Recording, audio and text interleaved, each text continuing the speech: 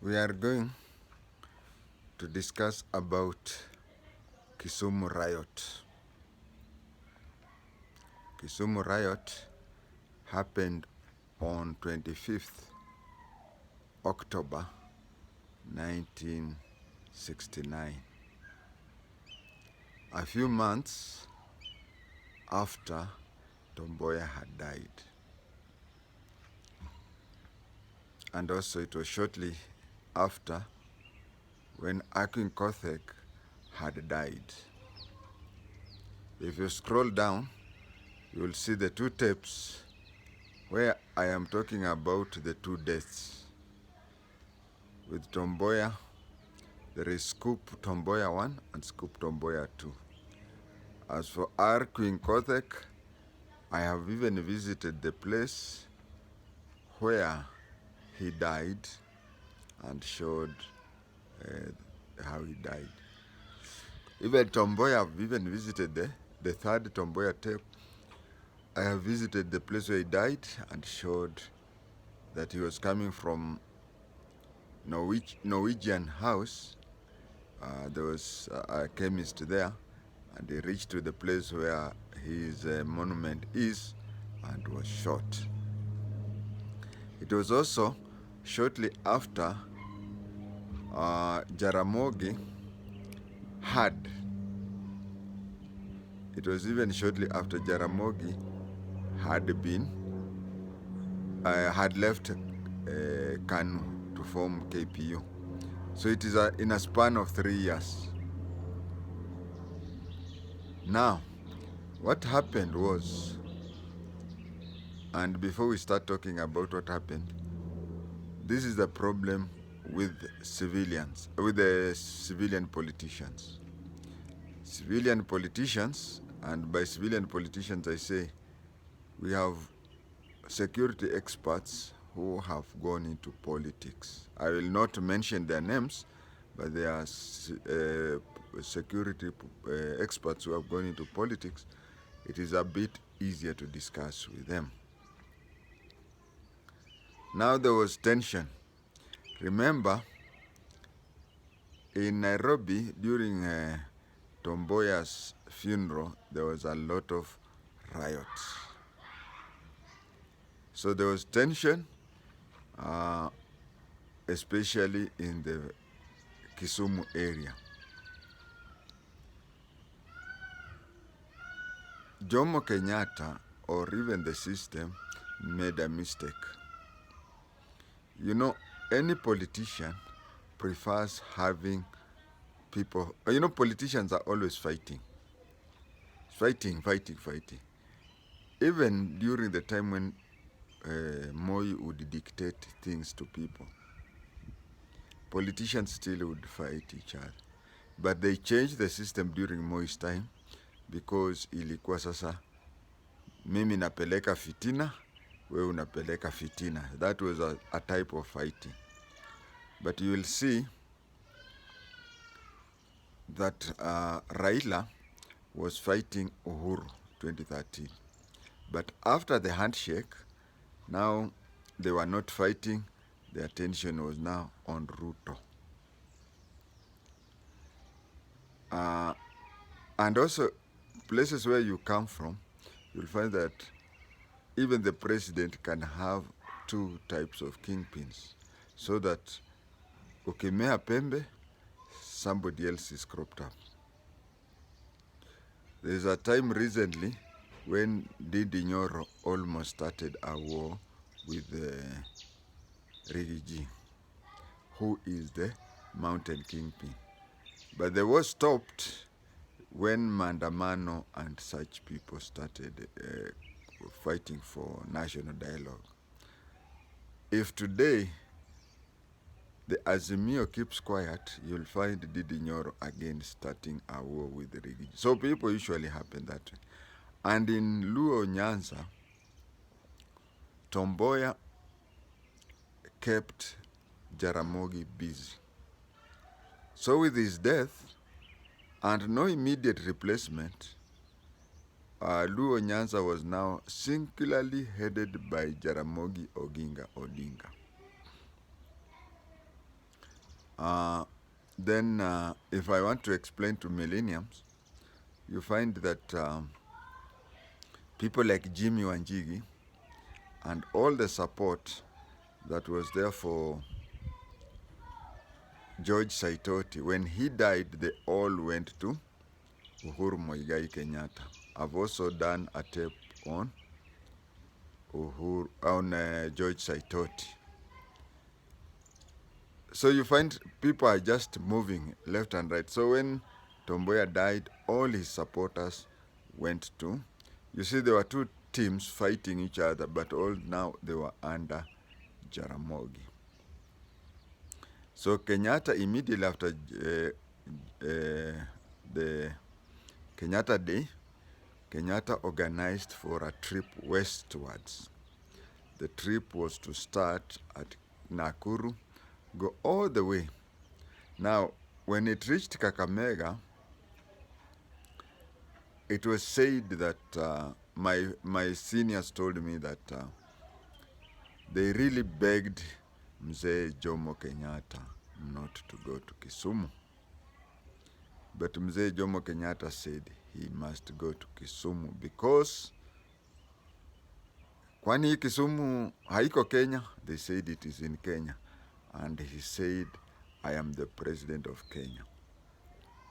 But most specifically, he was going to open what today is called Jaramogi Oginga Odinga Referral Hospital. But those days it used to be called New Nyanza General Hospital. It was called New Nyanza General Hospital because Nyanza had a general hospital, and this was now a more modern, which was being done instead of the older one. And since it was built by funds from Soviet Union, of which Russia was part of it, it was given the name Russia Hospital. I believe those who are in Kisumu would tell you that the hospital still bears the name Russia Hospital. Maybe because of they would want it to have to use a lot of Odinga name, but for a long time it was known as Russian Hospital. On the other hand, Jaramogi wanted to attend the official opening. He was likewise advised that the tension between him and Jomo Kenyatta was so high that his close, all of them advised him that he should not attend. But he said he must attend because of two reasons. The first reason that he was saying that Jomo Kenyatta was visiting Luo Nyanza, and he was the king of Luo Nyanza. As the king of the area, he was to welcome the president in his place. That was one. The second one, he felt that he must attend because while he was the vice president, he is the one who solicited for funds. He went to Moscow, talked to the Soviet Union, and Soviet Union fully financed the place. They bought the land, they constructed the place. So he felt that there was no need of absenting himself because it was his brainchild. It is only Kibaki who is the gentleman in politics whom you could convince, because once Kibaki fell off with Moi, and Kibaki was the patron of Starehe Boys, whenever there was any meeting, he would be absent with apology. Jaramogi decided to go there. Then, when Jaramogi went there, before the speeches or anything, Jaramogi confronted the president and there was a shouting match.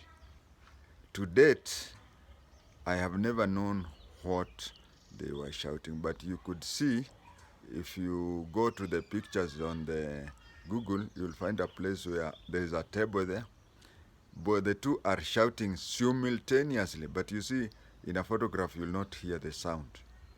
So they were shouting simultaneously, and everybody was there, including Joroge Mungai, Bernard Njinu, and so on, plus foreigners. They were looking left and right. I mean, it was the only time it has ever happened, and it is the only time it will ever happen. We have had incidences, including recently, Jamhuri Day 2021, just before the 2022 elections, where Uhuru seemed to openly attack Ruto and call him a criminal.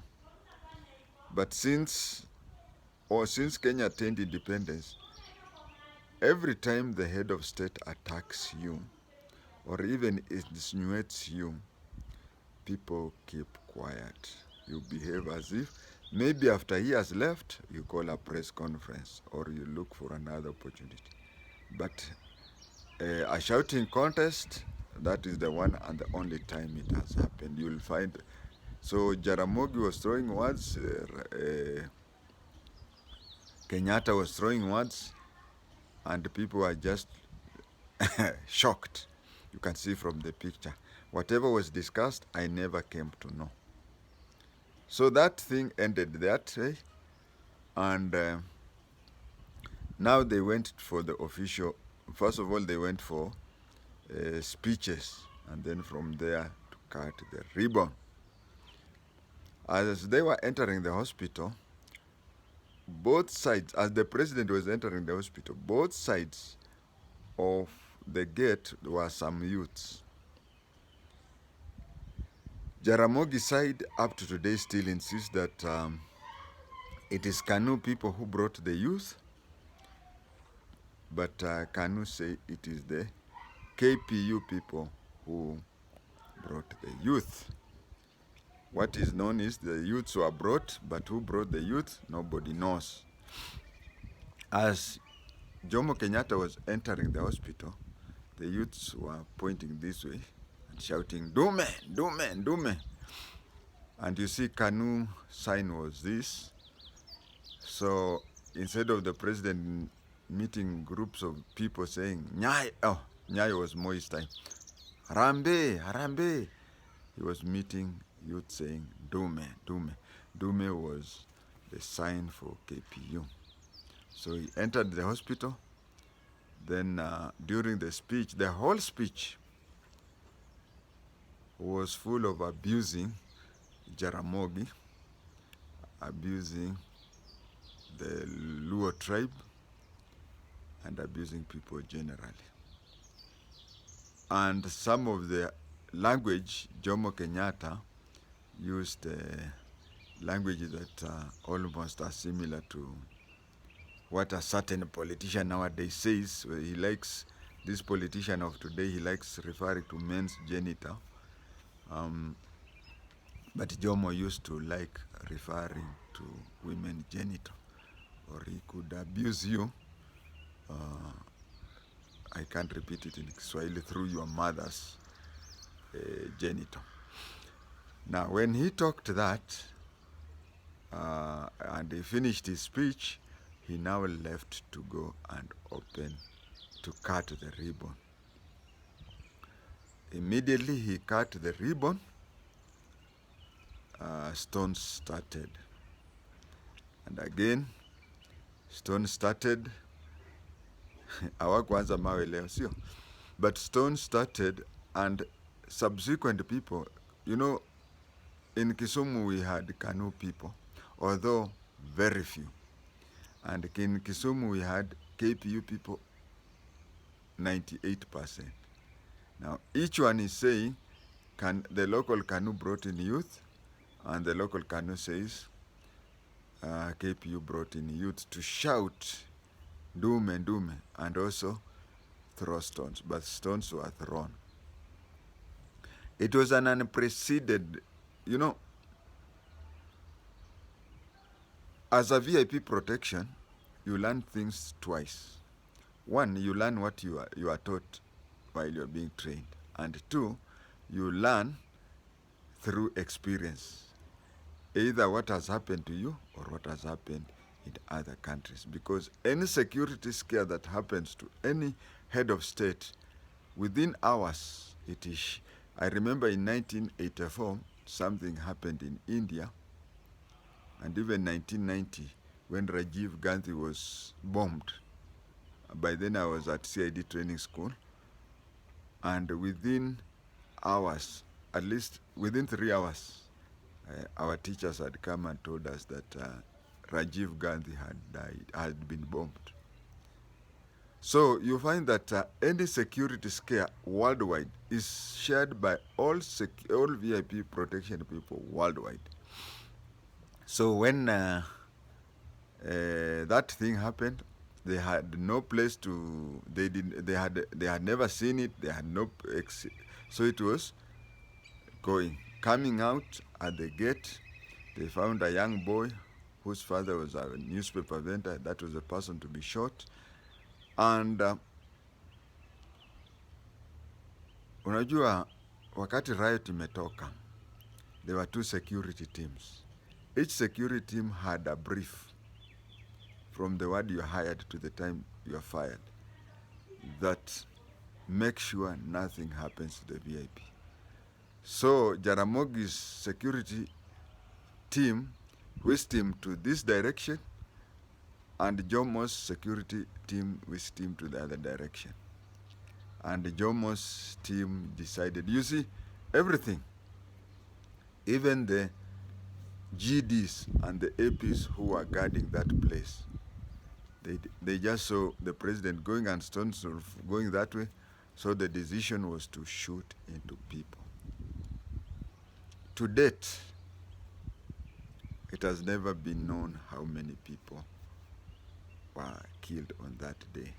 Some were even killed up to Ahero.